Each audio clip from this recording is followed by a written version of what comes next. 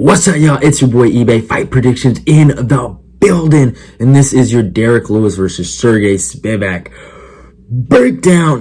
Not the greatest fight in the world, obviously, but a phenomenal fight in the heavyweight division. We got Derrick Lewis up in here, defending his spot. Is this his last hurrah, getting a W, or is this his final time as a main eventer? And also Serghei Spivac, is this his time to finally get in those, contender discussions of a Sergey Pavlovich or a Cyril Gane? Is he on that same level? Don't forget he has a win over Tai Tuivasa, who's top 5, right? Or at least top 10. So, it's a phenomenal fight in this division. So real talk, this could really mean a lot. And I think a lot of people are sleeping on Derrick coming into this fight. So it's going to be a good fight. I can't wait for it. But yeah, let's talk about the stats going into this. Derrick Lewis comes with a record of 26-10.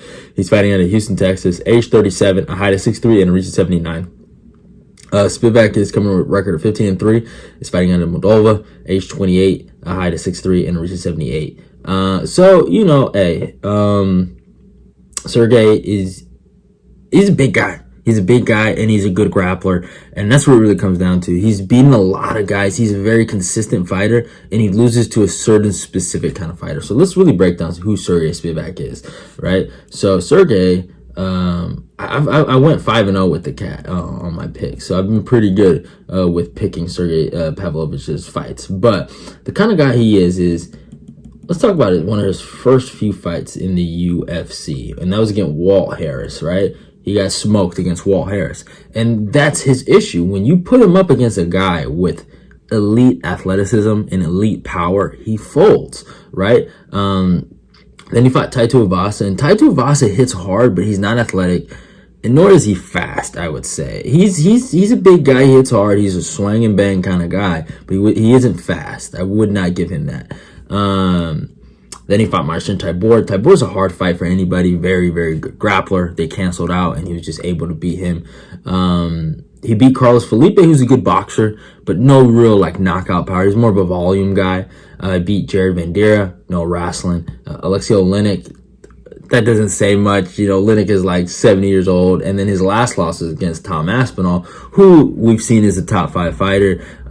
Good striking, good grappling everywhere. And he hit him with a beautiful elbow, hurt him, and then finished him. And then obviously he fought Greg Hardy, who's not UFC level. So that doesn't really mean anything. In his last one against Augusto Sakai, who is a fraud.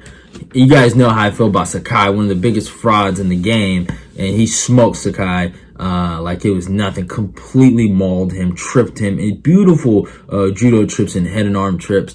And he was picking Sakai up with high cross single legs.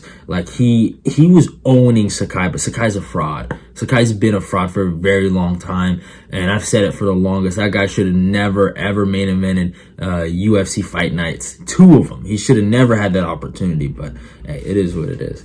But Spivac was able to beat a fraud. Now Derrick Lewis, right?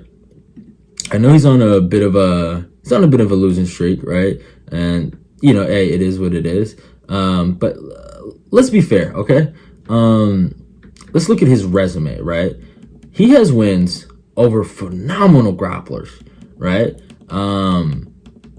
Roy Nelson's a good grappler, but he beat him. Shamil, he has a win over Shamil before it was cool.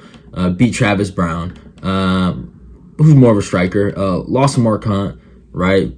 Hey, it is what it is. Beat Marcin Tybura. That's a common opponent him and Spivac had. He beat him. And the thing about Derrick is he's a weird athletic grappler, and that was why I picked him to beat Curtis Blades. This guy. But the thing is, about that is that he has this weird grappling athleticism where he could just get up at a certain takedowns and just for some reason scramble with some of the better grapplers in the division, and it's just this weird ability to do that. And he's always had it, and he always knows how to come back from behind. I know some people have been calling him a quitter lately. He's had his moments where he's quit, but he's also had his moments where he's come back from the depths of hell and won fights. So you have to put that in perspective. He has that win over Francis Ngannou, who's obviously the former champion and just left. He beat Alexander Volkov in a crazy fight where he was losing. Lost to Daniel Cormier and Junior Dos Santos, right? Hey, it is what it is. Those guys were just the better fighters those days. It beat Belio Ivanov, Ilir Latifi, and Alessio Oleinik. What do all those three guys have in common? All grapplers. Now, Alessio Oleinik, okay, we can disregard that one. But Ilir Latifi and Ivanov are good grapplers and guys that do what Spivac does, and he was able to beat those guys. Then he knocks out Curtis Blades, which was, oh my God. I told you guys, man. I told you guys that was going to happen. You guys laughed at me. It was, that was a beautiful moment in MMA history, man. But hey, it is what it is. He lost to Cyril Gahn, has a win over Chris Daukaus in his last fight, which he kind of just rushed Chris Daukaus, and we've seen Chris Daukaus is just not that guy. And then obviously he's coming off losses to Tai Tuivasa and Serghei Pavlovich. And the Serghei Pavlovich fight, we all saw it. It was kind of an early stoppage. It really was. And hey, it is what it is. It happened, but Serghei's a good fighter, so there's no shame in what happened that day. But in this matchup against Spivac, I've made it abundantly clear is that Derrick Lewis's resume is on a completely different level than Serghei Spivac. It's not even comparable. I know they have a few common opponents, and obviously Spivac has the one over Tai Tuivasa, and Tai beats Derrick, but I could say the same thing about Marcin Tybura, right? So those are things you got to look at in this matchup. And I just honestly feel like, personally, I think Derrick, he can scramble a lot better than Augustus Sakai.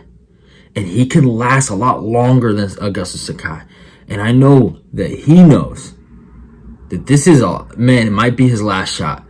And he's going to have to go in there and prove a lot of people wrong going into this fight. And I think that's what he's going to do. I really do believe that. I think he's going to prove a lot of people wrong going into this fight. And I think he's going to whoop Spivac. And I got Derrick Lewis winning this fight by second round TKO. I think he's going to hurt Spivac, and he's going to finish him. Every time Spivac has always had to jump up, he's failed, right? I can't say the same thing about Derrick Lewis. Every time he's had to jump up, he's failed. No, he's failed some fights, but he beat fucking Curtis Blades when he needed to, when the world said he couldn't. He beat fucking Alexander Volkov, right, when he needed to, when the world said he couldn't. So the world is saying he can't beat Serghei Spivac. I think he's going to beat Serghei Spivac. So I got Derrick Lewis by second round TKO. Hope you guys enjoyed the video. Love y'all. Goodbye. This is your breakdown. Go follow me on my Instagram. Like, comment, subscribe. Let's get this eBay Fight Prediction Nation going. Love y'all. And goodbye.